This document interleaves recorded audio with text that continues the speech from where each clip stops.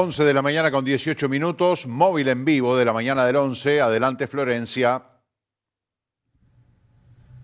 Marcelo, sí, seguimos en la Casa de la Cultura, estamos en esta muestra retrospectiva.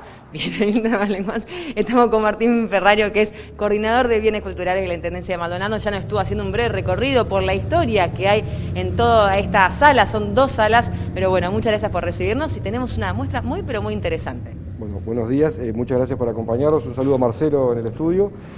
Bueno, como bien decías, es una retrospectiva, en este caso de la Pinacoteca Departamental de la Intendencia de Maldonado.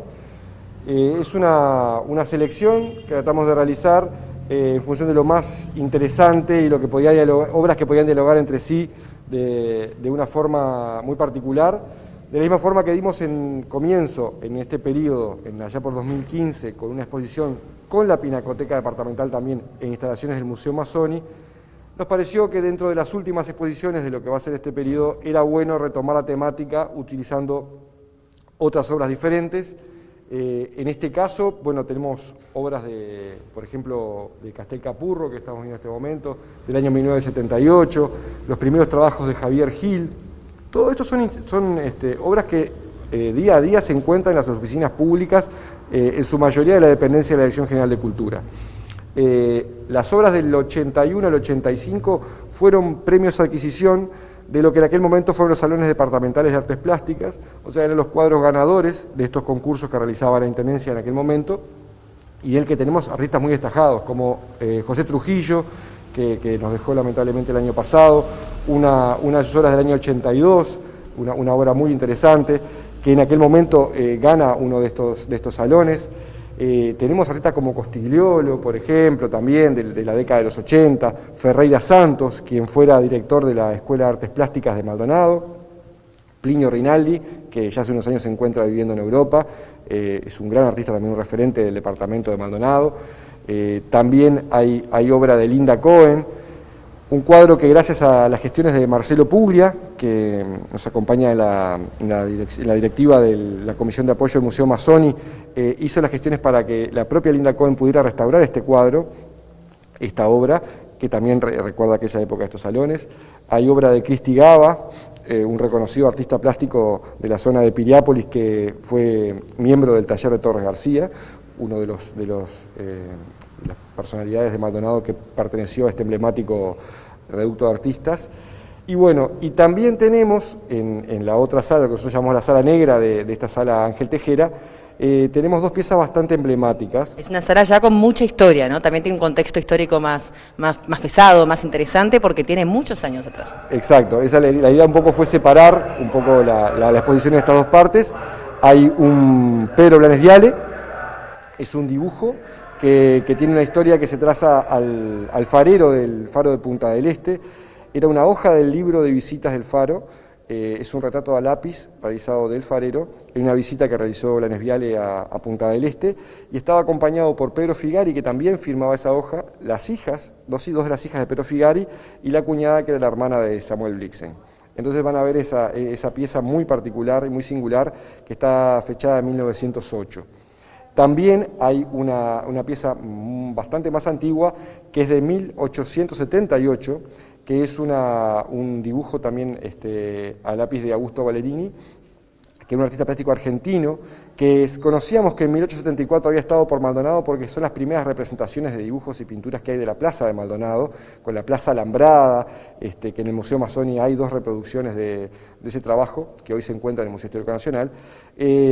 Sabíamos que en el 74 había estado, y hace 2 años nos ofrecen una donación a la Dirección de Cultura para el acervo de la Pinacoteca, y dentro de esa donación se encontraba esta representación de la Torre del Vigía, fechada en 1878, 4 años después.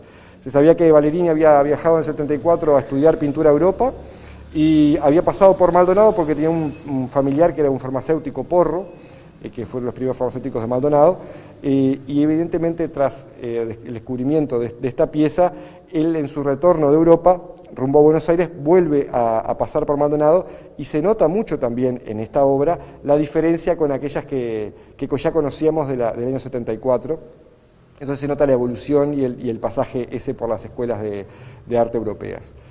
Las obras que están aquí hoy publicadas, están aquí compartidas en estas salas, termina en el día de hoy la muestra, porque se mueven a otro lado y después viene otra cosa aquí. ¿Qué podemos adelantar? Porque capaz que la gente está mirando y dice, no, bueno, aprovecho para ir a la muestra que está aquí, que está en la Casa de la Cultura, me están gustando las obras que hay expuestas, pero ¿cómo sigue este proceso? ¿Se van de aquí, se van a otro lado y viene otro? Hay un intercambio. Bueno, estuvieron durante todo este mes, la exposición estuvo abierta durante todo este mes.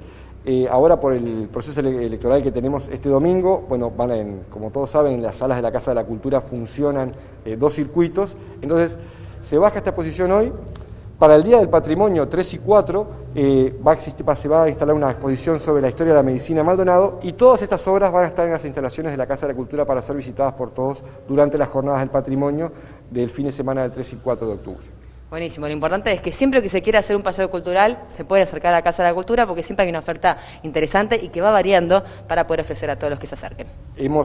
Con la nueva normalidad nos hemos sumado a los protocolos, tenemos los protocolos establecidos y hemos podido recuperar esta actividad y este movimiento de las exposiciones itinerantes, se siguen cambiando mes a mes y bueno, los esperamos a todos que puedan, dentro de las medidas que estamos manejando, acercarse y disfrutar de toda la oferta cultural que seguimos teniendo. Muchas gracias. Gracias a ustedes. Bueno, Marcelo, yo sigo haciendo el recorrido por aquí, por la Casa de la Cultura, distintas muestras que hay. Seguimos con ustedes. Muchísimas gracias, Florencia, por este aporte. El abrazo para Martín también, Martín Ferrario, que bueno, está en el área de la cultura de la Intendencia de Maldonado. Muchas gracias por este material que nos traen en vivo desde el móvil. Ahora vamos a presentarles, como es habitual, que nos visite aquí en el estudio. Antes lo hacíamos por Zoom, ahora tenemos la posibilidad de hacerlo presencial. La licenciada en Psicología, Gicia Carvajal, bienvenida. ¿Cómo estás? Bien, bueno, muchísimas gracias. Bien, por suerte bien. Bueno, me alegro mucho.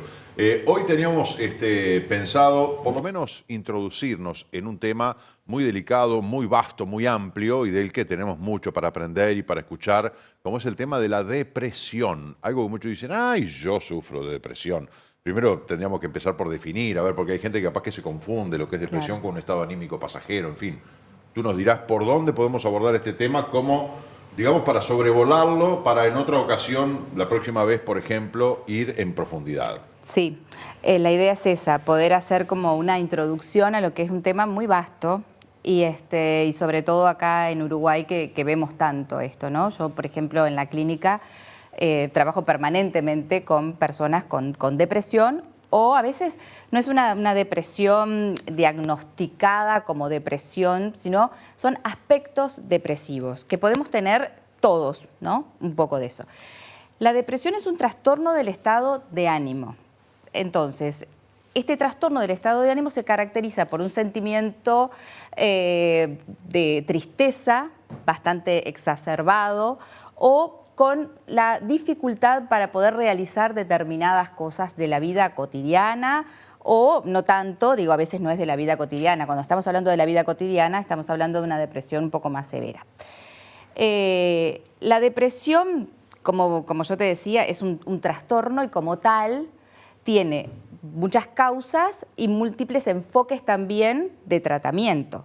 Yo estoy acá hablando desde el punto de vista psicológico, ¿no? Entonces, que también está vinculado a lo psiquiátrico y, ¿por qué no, también a todo lo físico? Porque cada vez más los psicólogos también trabajamos, aunque trabajemos en el consultorio individualmente, en clínica, trabajamos en equipo. No se puede entender la depresión solamente con un área específica, solamente trabajo la parte emocional y psicológica o la parte química que lo trabajan los psiquiatras. Algunos también pueden trabajar desde el punto de vista emocional.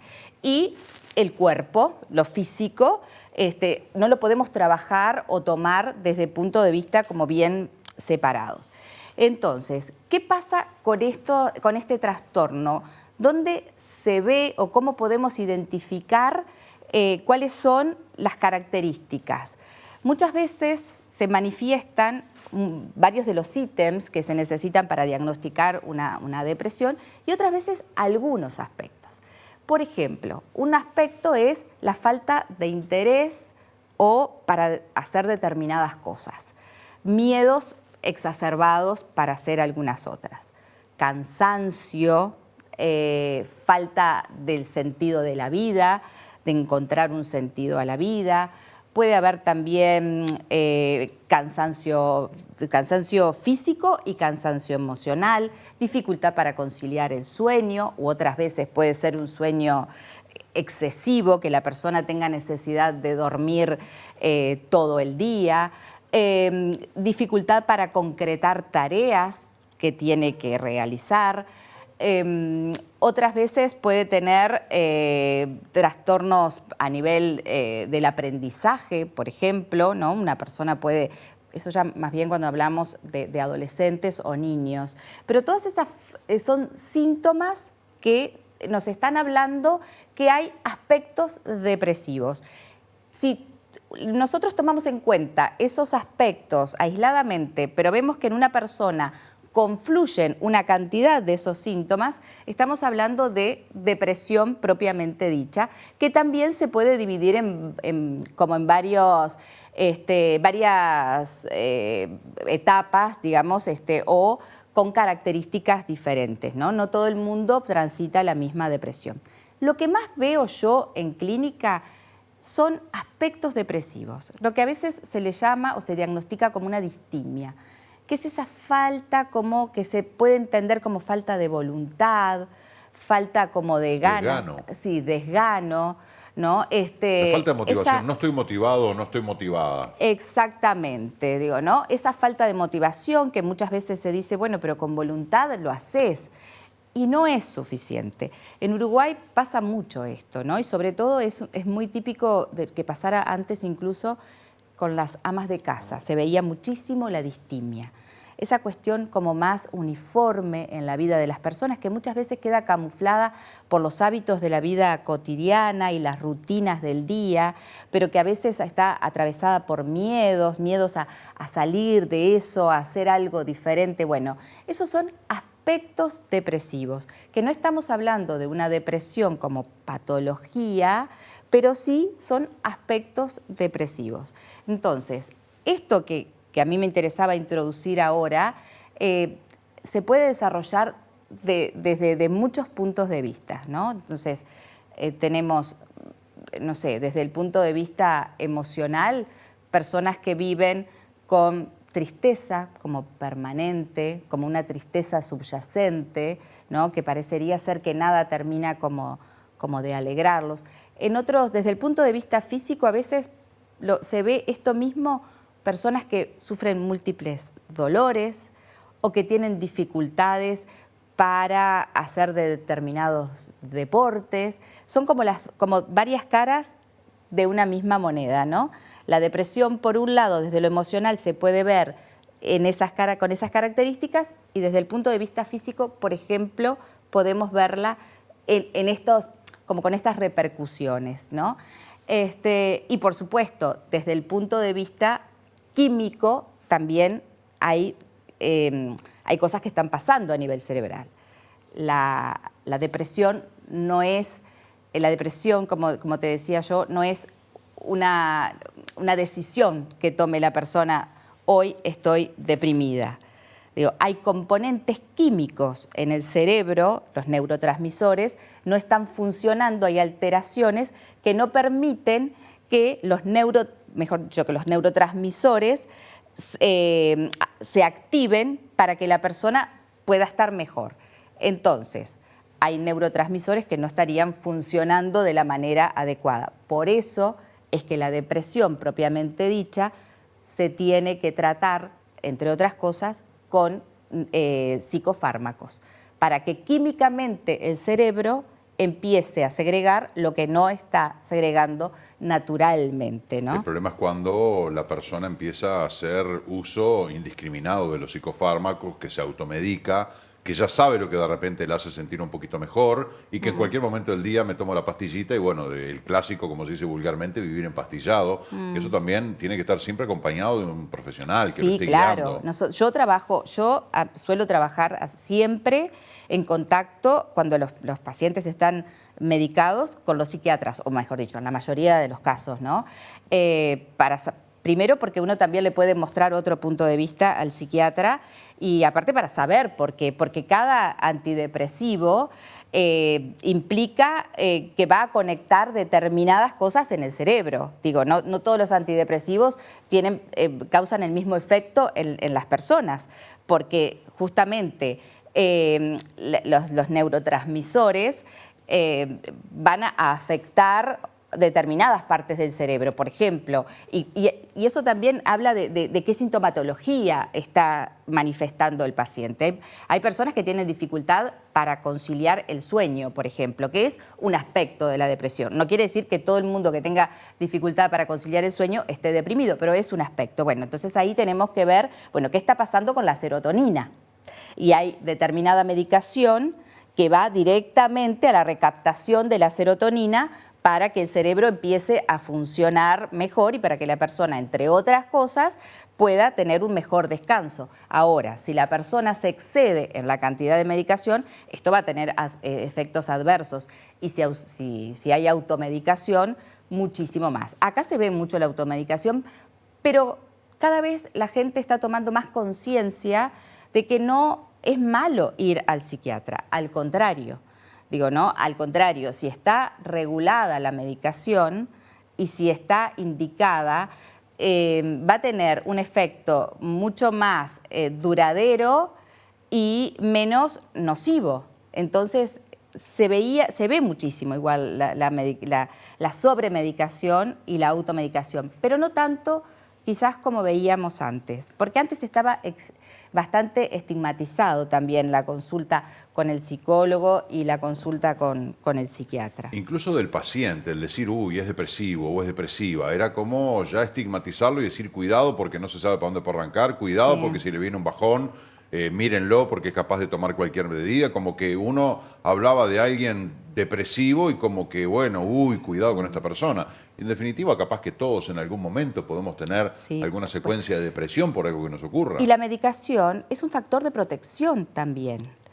Porque, por ejemplo, la depresión está muy asociada a eventos cardiovasculares, a enfermedades cardiovasculares. Entonces, si el paciente está medicado adecuadamente, estamos previniendo incluso otras enfermedades. Digo, está muy vinculado la depresión al desarrollo de muchas enfermedades físicas.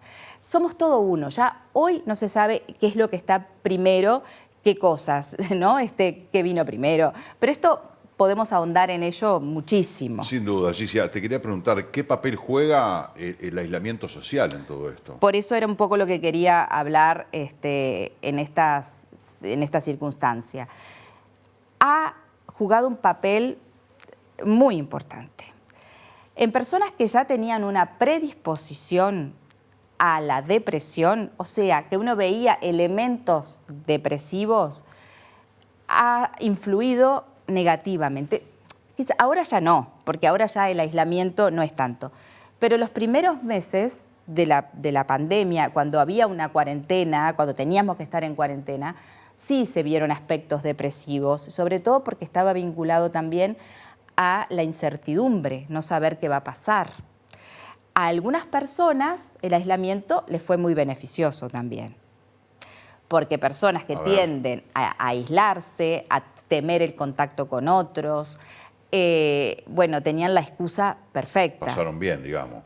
Y pasaron, digamos, era lo que todo el mundo tenía que hacer.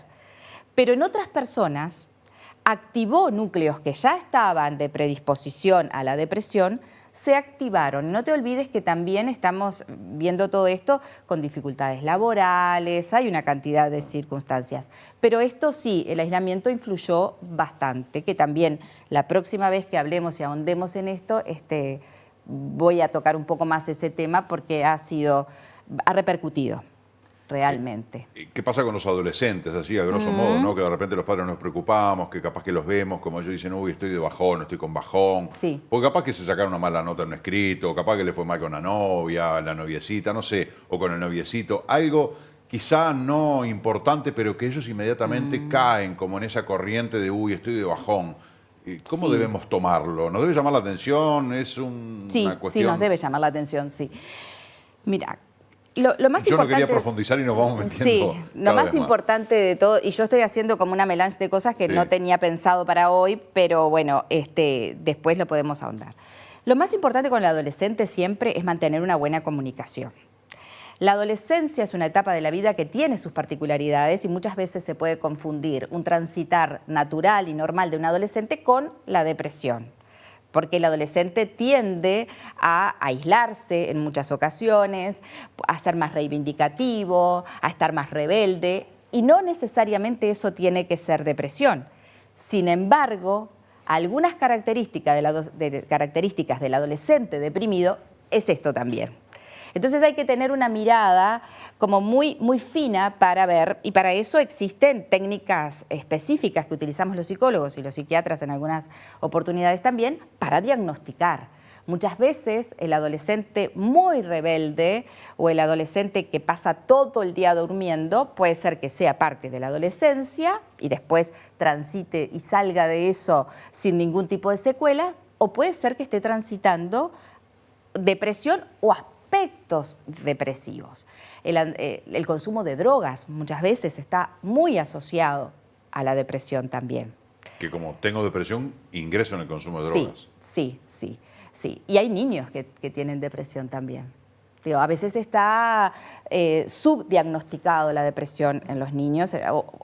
Hoy está cambiando muchísimo y por suerte la gente accede más y no tiene temor a ir. Pero también la depresión en el niño, si no es tratada a tiempo, esto puede desencadenar también, o mejor dicho, continuar con una depresión en la adolescencia y después, bueno, otras manifestaciones que puedan aparecer o incluso patologías.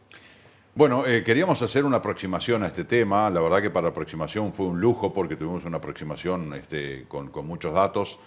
Más allá de, como dice Gicia Carvajal, que bueno, es una melange que estuvimos conversando aquí y cada una de esas cuestiones da para analizarlas en profundidad, pero bueno, eso será para un próximo encuentro. Yo te quiero agradecer muy especialmente el haber venido y bueno, pintarnos un panorama que comprueba de que esto merece analizarlo en profundidad. Sí, a mí me gustaría que la próxima vez poder analizar cada una de estas características o etapas que estuvimos viendo, porque es muy importante. Sin duda. En nuestro país es muy importante. Sin duda. Te esperamos en la próxima para abordar estos temas. Perfecto. Muchísimas gracias por venir. No, por favor, gracias a ustedes. Un gusto. Señoras y señores, hacemos una pausa, ya volvemos con ustedes enseguida.